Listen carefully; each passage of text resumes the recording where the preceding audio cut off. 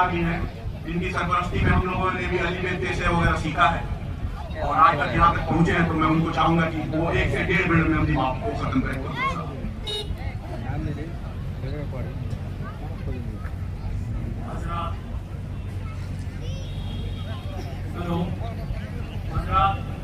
आप सभी का आते हैं, वो डंके के चोट पर अपनी बातों को मनवाना चाहती है। संविधान सारे लोग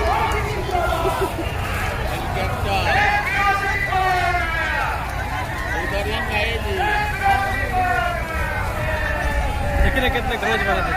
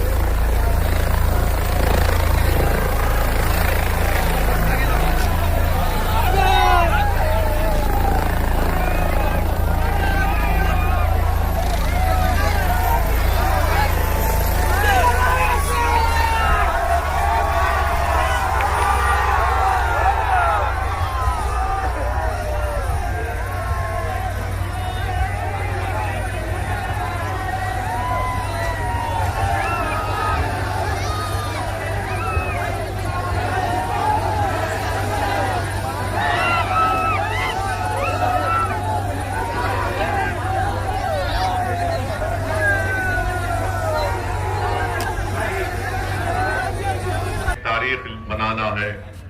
मरहूम असलम साहब ने इलेक्शन लड़ा था, उस वक्त भी आप तमाम ने बड़ी जुर्रत और बहादुरी के साथ मजलिस के उम्मीदवार के हक में अपना वोट दिया।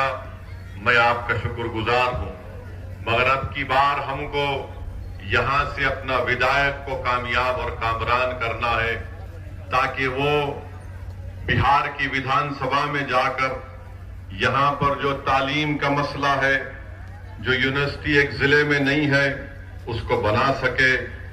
यहां पर अस्पताल नाम का तो है, मगर यहां पर डॉक्टर और दवाएं नहीं मिलती हैं। यहां का नौजवान बेरोजगार है, उसका मुकद्दर बेरोजगारी बना दिया गया है। और आप जानते हैं कि बड़ी तादाद में नौजवान यहां से निकलकर भारत के कोने कोने में चले जाती है। गांव में रोड नहीं है, और फिर आप देखते हैं कि बहुत ज्यादा यहां पर किसानों को परेशानी है। सिंचाई का इंतजाम नहीं है, बिजली का कोई मौसर इंतजाम नहीं है। तो ये तमाम ऐसे मसले हैं जहां पर आपको एक हरकियाती विधायक को कामयाब करना है। जो MIM पार्टी ने, उनका कोई नामो निशान नहीं है। अगर कोई बिहार में कहता है कि अब के बार मल्ला का बेटा डिप्टी चीफ मिनिस्टर होगा, तो मैं पूरे आप तमाम से एक सवाल और एक फिक्र देकर जाना चाहता हूं कि क्या आदम का बेटा मुख्यमंत्री नहीं हो सकता? क्या अब्दुल का बेटा मुख्यमंत्री नहीं हो सकता? क्या मोहम्मद का बेटा मुख्यमंत्री नहीं हो सकता? क्या अनस सलाम आपका विधायक नहीं हो सकता? अभी चुनाव शुरू नहीं हुआ तो मल्लाह के बेटे ने कह दिया, राजद के नेता के मौजूदगी में कह दिया कि अब के बार उप मुख्यमंत्री हमारे समाज का होगा, जिनकी आबादी सिर्फ 3% है और जिसकी आबादी 17% है। जो मोहम्मद का बेटा है, जो आदम का बेटा है, जो अहमद का बेटा है, वो ये ख्वाब भी नहीं देख सकता है। तो ये इंसाफ की लड़ाई है, याद रखिए। 17% है और कितने टिकट दिए जाती हैं? जो 14% है उनको कितने टिकट मिलते हैं आप खुद देख लीजिए। 14% है तो 36% टिकट दिए जाते हैं। अब आप बताइए, जब असदुद्दीन ओवैसी ये बात करता है तो ये लोग हमको झूठा इल्जाम लगाते हैं कि वोट कटवा है, ये वोट काटने के लिए आया है। मेरे अजीज दोस्तों और बुजुर्गों, यकीनन हम वोट लेंगे और वोट देंगे भी इंशाअल्लाह ताला। अब तक हम सिर्फ वोट देते आए थे। ये जालिम लोग नहीं चाहते कि आप वोट हासिल करें। मजलिस आपको ये पैगाम देने आई है कि हम वोट लेंगे भी, वोट हासिल भी करेंगे और इंशाअल्लाह ताला हम यहां से अपने उम्मीदवार को यहां का विधायक बनाकर भिजाएंगे। और दूसरी तरफ आप देख लीजिए, NDA है, बीजेपी है। बीजेपी तो अल्पसंख्यक समाज, जो भारत की 14% आबादी, उसमें से किसी को टिकट नहीं देते। JDU है तो कितने दिए? 2 टिकट दिए। और फिर मोदी जी किस जबान से ये जनता के सामने आकर कहते हैं कि भाइयों बहनों, मैं सबका साथ, सबका विकास और सबका विश्वास चाहता हूं। आप बताइए, जब हम इंसाफ की बात करते हैं तो वो सच्चाई पर मुबन्नी है। बाबा साहेब अम्बेडकर ने जो संविधान बनाया, बाबा साहेब अम्बेडकर ने संविधान में लिखा कि अब तो मैं संविधान बना रहा हूं, तब ये जिम्मेदारी उन कमजोर लोगों की है जिनके पास कोई ताकत नहीं है। अगर उनको ताकत हासिल, अगर उनको बराबरी चाहते हैं, अगर वो हिस्सेदारी चाहते हैं, अगर वो इज्जत चाहते हैं, अगर वो समाज में अपना मुकाम चाहते हैं, अगर वो नाइंसाफी को खत्म करना चाहते हैं, अगर वो जालिम के जुल्म को रोकना चाहते हैं, तो बाबा साहेब अम्बेडकर ने संविधान में लिख दिया कि तुमको इंसाफ को हासिल करना पड़ेगा, तुमको भाईचारगी को हासिल करना पड़ेगा, तुमको आजादी को हासिल करना पड़ेगा। जो हम इस आजादी की जब हम बात करते हैं, हम चाहते हैं कि जो जंजीरें हमारे दिलो दिमाग में डाल दी गई है, जिसकी बुनियाद पर हम किसी की गुलामी करने के लिए मजबूर हो जाते हैं, ओवैसी आज तुम्हारे दरमियान में आकर कह रहा है, अगर 3% आबादी वाला कहता है कि मल्लाह का बेटा उप मुख्यमंत्री होगा, तो ओवैसी कहता है कि बिहार के 17% मोहम्मद और आदम का बेटा भी इंशाअल्लाह ताला मुख्यमंत्री होगा। मैं मुबारकबाद भी देता हूं वीआईपी पार्टी के उस जिम्मेदार को कि उन्होंने अपनी समाज की इत्तेहाद और उनके सियासी शऊर की बुनियाद पर पूरे दिमाग के साथ कह दिया कि हम 3% हैं मगर हमारा उप मुख्यमंत्री होगा। अब बताओ, जो लोग मजलिस पर उंगलियां उठाते हैं, जो 17% की आबादी में है, बताओ क्या संविधान में राइट टू इक्वालिटी नहीं है कि मसावात होगा?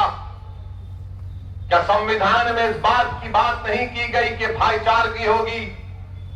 जब मसावात और इक्वालिटी और फेटर्निटी की और जस्टिस की बात होगी, तो फिर क्यों नहीं हर समाज को उसका हिस्सा दिया जाता है? और फिर दूसरी तरफ भाजपा है जो खुलेआम कहती है कि हम नमक हराम है। अरे क्या तुम्हारे बाप का पैसा इस देश में कि तुम हमको नमक हराम कहते हो? देश की आजादी में तुम्हारा कोई हिस्सा नहीं था। ये बिहार की तारीख बताएगी कि यहां पर हमारे बुजुर्गों ने अंग्रेजों की गुलामी से इस मुल्क को छुटकारा दिलाने के लिए जिना के पैगाम को ठुकराया। उन्होंने अंग्रेजों को यहां से भगाने पर मजबूर किया, और जो जंग आजादी में हिस्सा नहीं लिए वो नमक की बात कर रहे हैं। अरे यही चंपारण बिहार की सरजमीन की, जब महात्मा गांधी के साथ नमक के नाम पर एजिटेशन हो रहा था, तो जो आज हमको नमक हराम कह रहे हैं, अरे तुम नमक हरामी कर रहे थे, नहीं थे अंग्रेजों की। ये देश सबका है, वोट किसी को मिलेगा नहीं मिलेगा, इसकी बुनियाद पर किसी पर उंगली नहीं उठाई जा सकती है। मेरे खिलाफ भी वोट दिया जाता है, यही तो लोकशाही है। मगर भाजपा नफरत को फैलाना चाहती है, और इनके पास कितना टिकट भाजपा ने फॉरवर्ड कास्ट को दिया? भाजपा ने करीब 50 लोगों को, फॉरवर्ड कास्ट के लोगों को अपना उम्मीदवार बनाया। ये क्या है बताओ आप? एनडीए में जेडीयू है, राजद का मामला एक है, देख लीजिए, 36%, 14%, 36%, जो 14% की आबादी उनको टिकट देते हैं और ओवैसी पर इल्जाम लगाती है। और आप बिहार में यहां पर सबसे बड़ी अकलियत का पोजीशन क्या है बताइए आप? आपको जानकर तकलीफ होगी कि बिहार में जो गरीबी रेखा से जो मृत्यु दर जिसको हम कहती हैं, बल्कि सबसे ज्यादा मरने वाले 1000 लोगों में कोई है तो मुसलमान है बिहार में। ये मेरा डेटा नहीं है मेरे भाई, ये सरकार का डेटा है कि सबसे ज्यादा अगर 1000 लोगों का मृत्यु दर है तो मुसलमानों का है। गरीबी रेखा का जो दर है, जो गांव में मुस्लिम रहता है 50%, वो गरीबी रेखा के दर से नीचे है। जो शहर में रहता है वो करीब 44% है। क्यों तुमने इंसाफ नहीं किया बताओ? कितने अल्पसंख्यक समाज मुसलमानों के पास जमीन है जो उस पर वो जिरात कर सकता है, 1 एकड़ या 1 एकड़ के करीब 2 एकड़ के करीब है। ये इंसाफ है तुम्हारा? अच्छा, कितने महिला 90% मुस्लिम महिला अपने बच्चे मजबूर हो जाती है, जब वो डिलीवरी देती है तो अपने घर में देती है। यही तो हम बात कर रहे हैं कि अरे भाई, सामाजिक न्याय की बात करने वाले लालू नीतीश कुमार भी किसी जमाने में करते थे, मोदी भी कहते थे सबका साथ सबका विकास। ये गवर्नमेंट का, हुकूमत का डेटा है, मेरे दिमाग का, दिल का बना हुआ नहीं है। इसको सोचकर जब तुम 6 तारीख को वोट डालने जाओगे तो तुमको वोट देना पड़ेगा। ये बात बिल्कुल सच है मेरे भाई, ये बात बिल्कुल सच है कि बिहार की जनता ने नरेंद्र मोदी को 3 मर्तबा प्रधानमंत्री बनाया, मगर नरेंद्र मोदी का दिल अहमदाबाद में अटका हुआ है। ये बात बिल्कुल सही है कि 20 साल से नीतीश कुमार मुख्यमंत्री हैं, मगर उनका दिल सिर्फ राजगीर में अटका हुआ है।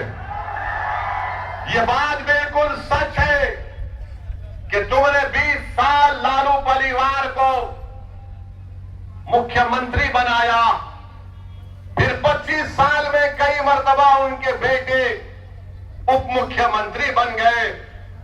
तुमने झोली भर भर कर उनको वोट दिया, मगर लालू का दिल सिर्फ अपने बेटे में अटका हुआ है।